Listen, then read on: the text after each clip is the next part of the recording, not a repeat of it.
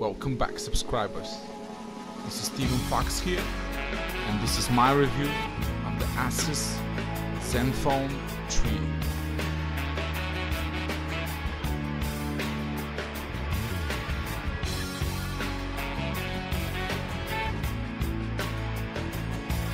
Hey, welcome. As usual, I'll start with the unboxing. As most of you maybe aren't familiar, ASUS is one of the most famous, more famous PC components brands. They do main boards, GPUs.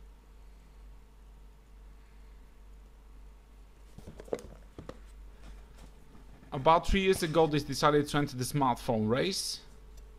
And actually it wasn't until they've been using Intel chips from the start, and actually it wasn't until the Zenfone 2 which really burst into the scene a year and a half ago, offering 4 gigs of RAM, 64 gigs of storage, a quad-core Intel CPU, power via graphics, for just like $299 or something, which is basically unheard of at the time. It was a well-received headset along with all of its companions later, the Zenfone 2 Max, Laser, and so on. But since Intel is now not doing any more smartphone SoCs, they've given up, ASUS have gone for Qualcomm Snapdragon. Now this chip inside here is the Snapdragon 625, which is one of the newest iterations of the Snapdragon family. It's an Octa-Core. On paper it doesn't look very powerful, but I'll get to that in a minute. In reality things are quite different. You can see here, this is a really premium package, very nice headset, very nice packaging, USB Type-C on the get-go, headphone jack, quick charger, headphones, everything, really nice premium package. And now for the startup. Now this phone does boot quite fast. ASUS uses what they've called Zen UI, is the custom skin on top of Android. They've been using it like since always. It's really slick, very elegant, very stylish looking, and it's not heavy, it's not taxing on the CPU and the RAM. Actually it's quite the opposite. It does run very well. As you can see, it looks really nice, at least I like it. But let's talk about the phone a bit here. This is one gorgeous and stylish headset, guys. This is one of the few phones when you look at it, you just say, wow, that looks like a flagship, that looks like an expensive phone.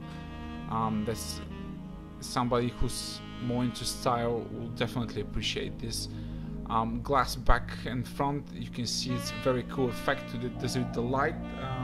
This, I'm told, is achieved by using a lot of layers of glass. Fingerprint sensor on the back works absolutely 9 out of 10 times like a charm, no problem. Unfortunately, you can only use this fingerprint to unlock and like take pictures in the camera or lock an app. That's it. No other functionality like in the Huawei Honor series. You can see it works pretty well. Display is what they've called Super IPS LCD. Display colors are really nice. Viewing angles are practically great.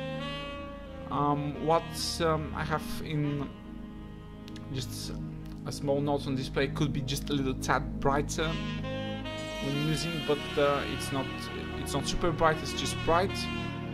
As you can see, I'm showing you just some widgets, some hints how to use the Zen UI. You can customize your app launcher. There's an app drawer here, so it's not like the Chinese, because ASUS actually is a Taiwanese brand. I failed to mention that.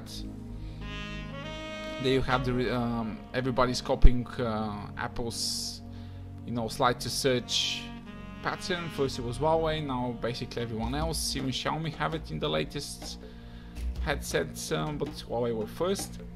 Now this is one of the downsides of having an ASUS phone. It comes with so much bloatware, like literally 15 or 20 apps that probably you don't need. There's the Teams app, there's ZenTalk if you're interested, in the latest news or conversation about your Zen UI device, and there's the mobile manager, which is great. It's a security, it's Ultra Startup Manager, cleanup, which is really nice, but everything else is absolutely throwable. You can download it, you can uninstall it anytime I recommend you installing lots of that from the get-go, like this to-do list and things. It's not worth it. Just this Zen talk is probably worth it because this info on latest software and hardware news about ASUS Zenfone. It's good to check in on time to time. There's the team section now. Something that I don't like here is you have lots of cool teams. Yeah, you have to pay for the coolest ones, and not like 99 cents, $1 or $2. There's some that even cost like $4 or $5, which is absolutely ridiculous in my opinion for a team.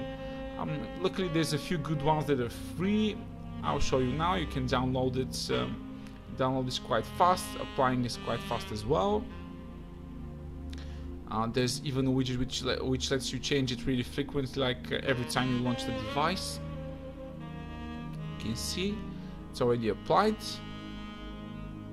Voila. There's icon packs and wallpapers in there as well, but as I said, wallpapers are the same. For the good ones you have to pay, unfortunately. But still quite a hefty, large selection of wallpapers and themes in there.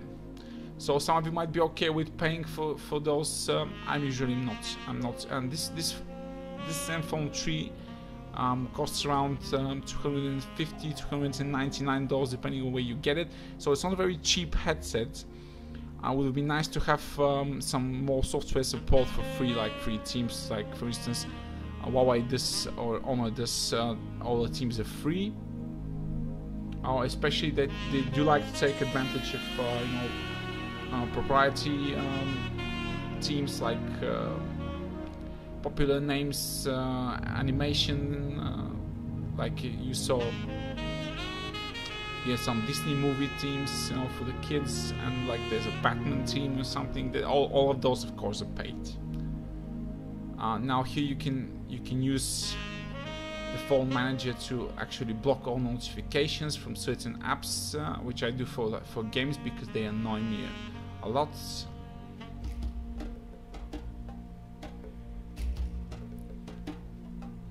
And here it is in the app notification. You can prioritize, stop, or just limit it to a certain time period where you can use.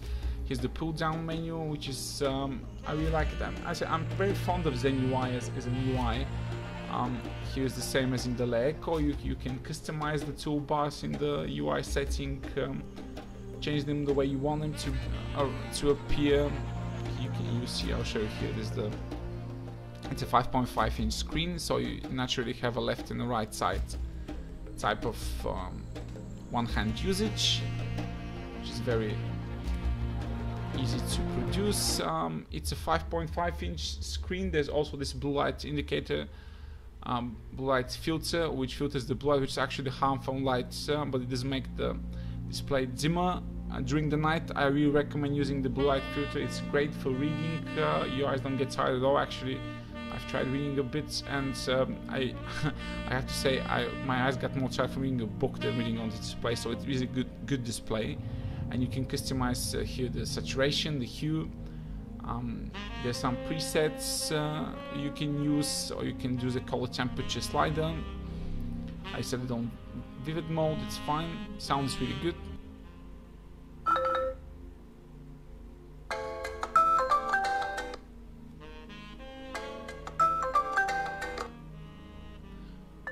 I would definitely say sound quality is above average. Headphone sound is also really good.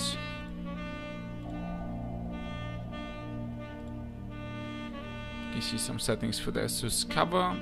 32 gigs of storage is my option for the Zenfone 3. It also comes in 64 and 128 gigs of internal storage. This support SD card slot.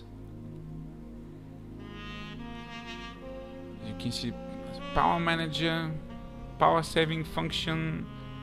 You can choose normal, performance, or power saving. I will leave it on performance if I were you. The difference is minimal between normal and performance. Here's a very nice. You have an auto start manager, which for most companies that they use phones, you would have to have a rooted device to use the proper auto manager. So here you have access to that from the get-go, which is really nice for those who like to tinker with the device. 3 gigs of RAM, 1.7 gigs free. Here you can customize the recent app keys, you know, all the keys on your navigation keys to do certain functions. Tap and hold to take a screenshot, which is really nice. I really love that. That's also something that most UI designers, basically Samsung and Huawei, could learn a thing or two from. So Zen UI, as customization options goes, it's really nice. Themes also, even the unpaid, the free ones are really good, as you can see. The ones that downloaded, I think, look really nice. I'll even apply one now and stick to it for the rest of the review, which the one I like, this classic light. I'm really more into the material kind of design guy. And voila, you see all the icons have changed, the wallpaper has changed. I really love those square icons. Very, very nice.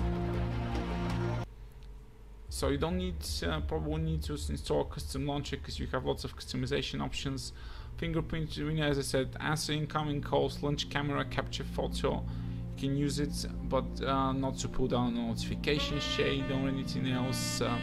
There's now this easy mode where you basically turn it into an old parent's phone with large icons. There's a kids mode. There's also an added security mode, which is basically the fingerprint plus the standard security from every setting from every Android out there.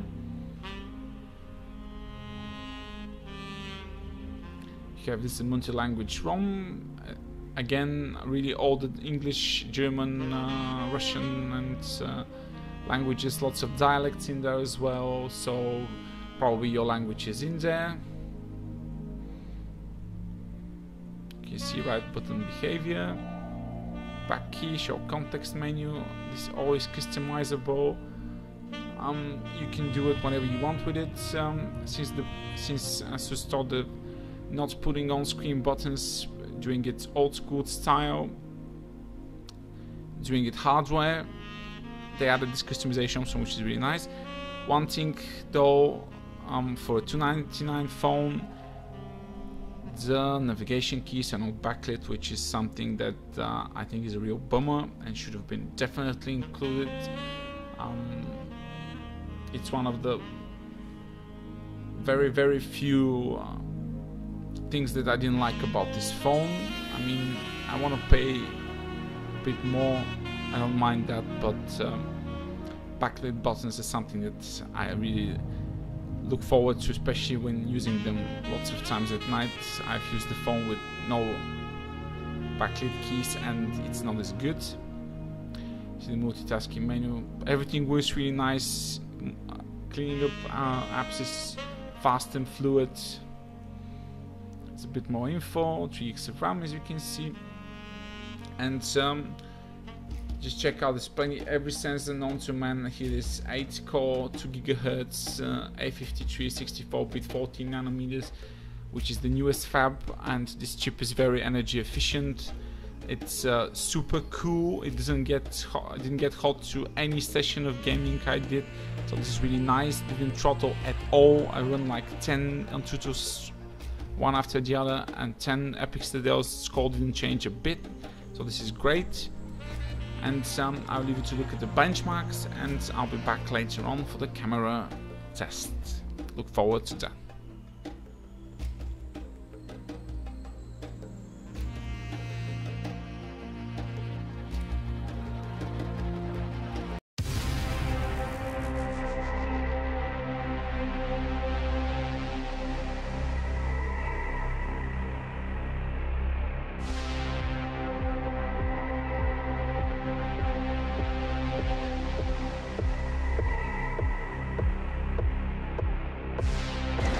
I feel the need for speed. Ow!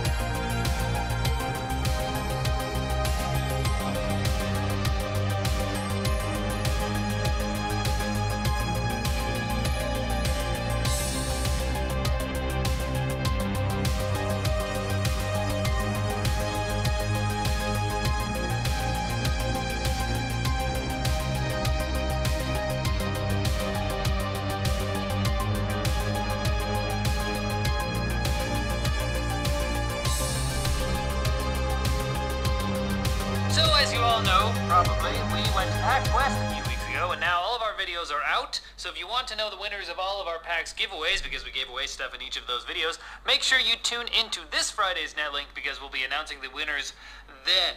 To celebrate, we released a bonus video on our second channel, NCX TV, showing Barrett getting into some crazy hijinks on the show floor. Maybe open that in a new tab and then come back here, because we've got to do some tech news, guys.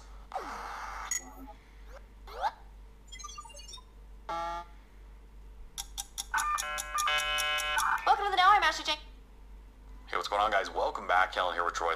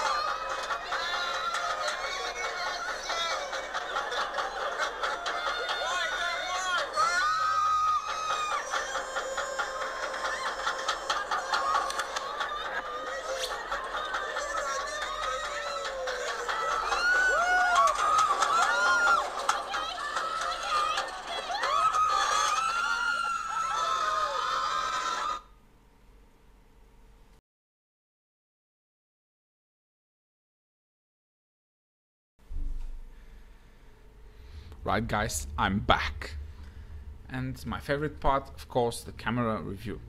ASUS actually did really well with the Zenfone 2. It had really nice Shiba sensor in it. It was a bit slow, but low performance was great, and ASUS Zenfone 3 is no exception. They really know how to do their low light shots, but I'll get to that a little bit later. As you can see, it's a 16 megapixel camera within 4x3. This is smart autofocus. You can choose the focusing method, center or middle or average. There's a 4K video recording, which again doesn't overheat. You can record 4K as much as you want, which is really nice. Video standard was set to performance. I did it on quality. That's something you should do when you first get the phone. You can see loads and loads and loads of options for you to tinker with here. You can use the volume key as a shutter or zoom, so you can take the picture, zoom in. Selfie cam also is really nice. You have that beauty level, of course. You can see 1 to 5. You can definitely see the difference here. Now, yeah, well, this is something that first time this happens. Software errors happen. I chose not to edit out that from the video. It could happen to you. I really like the wide angle one, of course, for the front cam. 6 megapixel, 8 megapixels. The front cam captures great image. Video quality is also nice from the front cam. This both cams, I think, have optical image stabilization. Now, here are the main parts for the selfie lover. Here you can see the difference real time as I'm showing it to you. See, all my wrinkles are gone.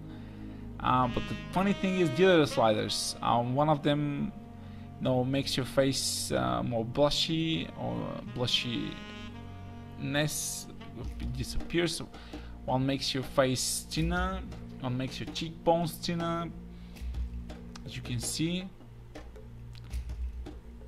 I definitely look thinner that way. Not that I'm fat or anything. I'm not fat. I'm bulky. And so to all of you who really, you know, like to stand out in the social media, this phone is definitely a very good selfie cam and selfie cam app where you can use. You definitely like that. Picture taking in good lighting condition is instantaneous. Photos is saved, and quality is really good. I would say one of the best selfie cams I've tested. But now let's talk about the main thing here is the main camera, of course.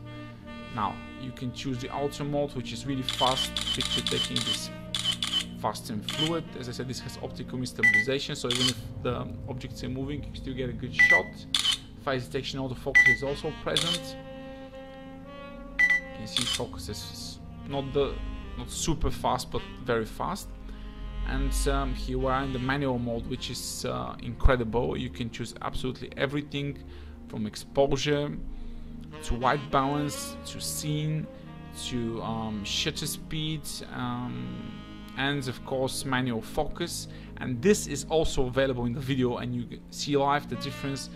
I'll show you now. You can get amazing shots using that thing. If there's no good lighting issue, even if there's poor lighting condition, you can still set the exposure higher and get very nice results. You can see the manual focus also works really well.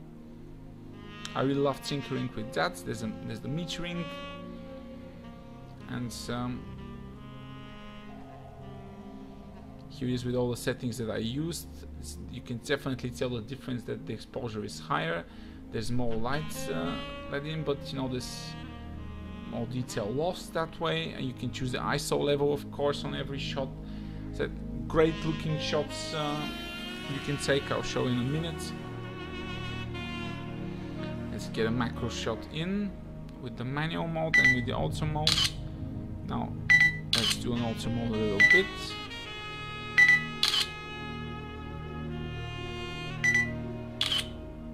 Spot focusing works, no problem. Here's the photo, really nice.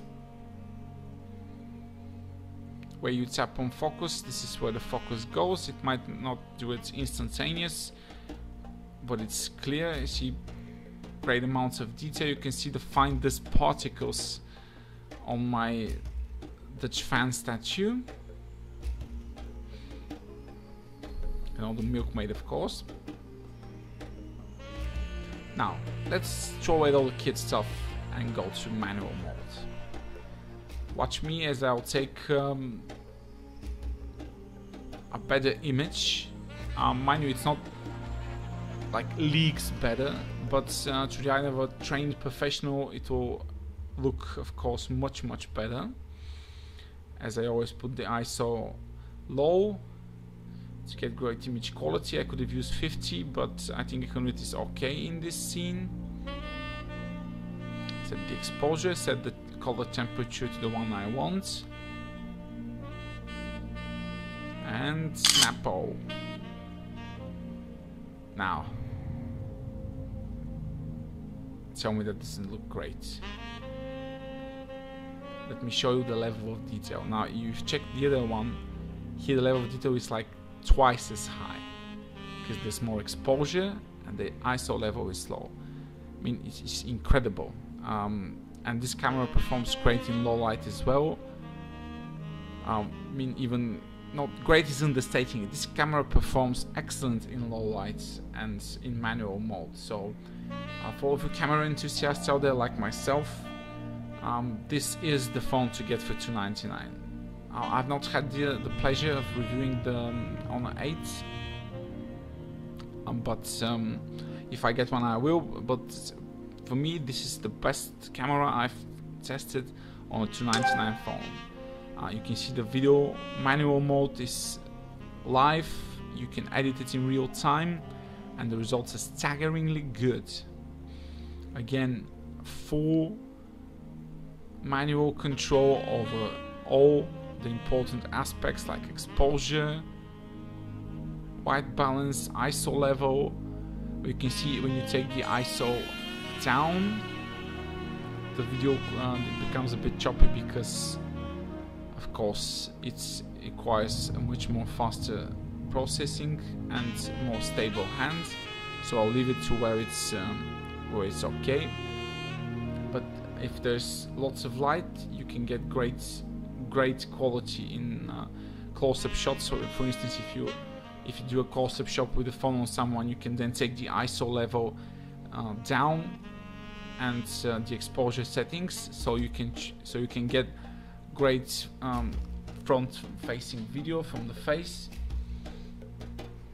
This could actually replace if someone has a G4 and it's defected, like lots of LG G4s out there. This is one of the best video camera phones out there, maybe second only to higher end Samsung S7, because the Huawei video quality is not very good, Honor and P9 as well. Now I'll show you the video, how it looks when you I've actually taken it, and now you will see the difference in real time. Absolutely incredible video quality in 4K. I said no overheating, haven't had a single problem shooting videos. Full manual controls, that is something that it's usually reserved for like $399 and above flagships, so at like $250, $299 depends on where you get it. For me this is a great deal. Phone was really fast, as you've seen in the benchmarks. Now I'll show you the gaming tests. This chip, the SD625, handles everything you throw at it, multitasking, games, everything runs super smooth. I've not noticed any lag, any performance issues. On paper, yes, it's inferior to the Snapdragon 821 and 820 and maybe even the 652, but in real usage it's definitely superior than the 652. It's superior in MTK X20 chip because it doesn't throttle down at all, and gaming and all the performance stays the same. If somebody roots this phone, I think you can definitely overclock the CPU and GPU a bit more to get some extra performance, and the phone will stay cool, absolutely no problem. And now for the front facing, can be used for blogging, yes. Not bad, not bad. Camera, there's no manual controls, of course. Minecam definitely makes up for that. Yeah, of course it does. Yeah, I knew that. So, next up is the photos and then it's the gaming tests. So, I'll be back for my final thoughts. Look forward to that, but I think you already know what my verdict is on this phone. So, I'll see you a bit later. No, Minecam definitely makes up for that.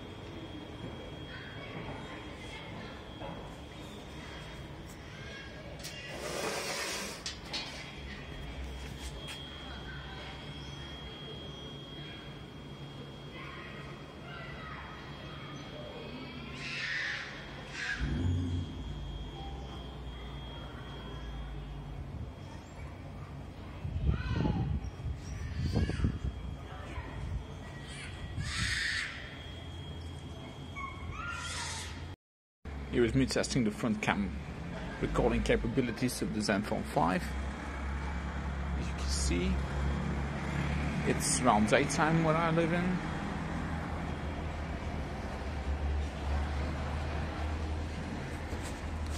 This phone is great. Look forward to the full review soon.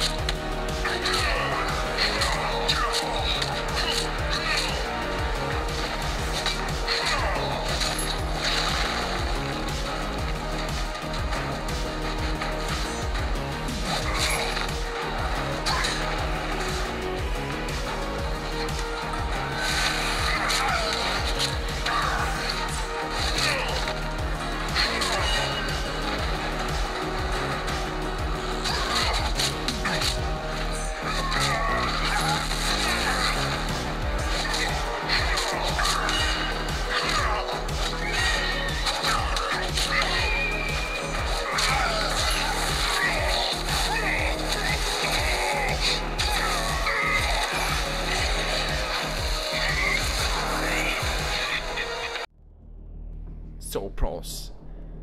Superb camera, definitely best at that price point. Excellent gaming performance, excellent battery life, excellent UI and multitasking, excellent stylish design, but no backlit keys, a bit more bloatware, but definitely you can install that. Phone is made of glass, so it's a fingerprint magnet. It's a bit slippery on glass surface as well, and the display could just be a tad brighter, in my opinion personally. However, I definitely recommend this phone for camera enthusiasts, people who hooked on selfies, users who want style on their smartphone, even hardcore gamers who like it. But users with rugged lifestyle, I wouldn't recommend this because it's a bit fragile, and performance enthusiasts will find a better deal in Snapdragon 820 devices at the same price. Final score 9 out of 10, a great phone. Thank you, I enjoyed making the review for you. If you like it, please subscribe and stick around.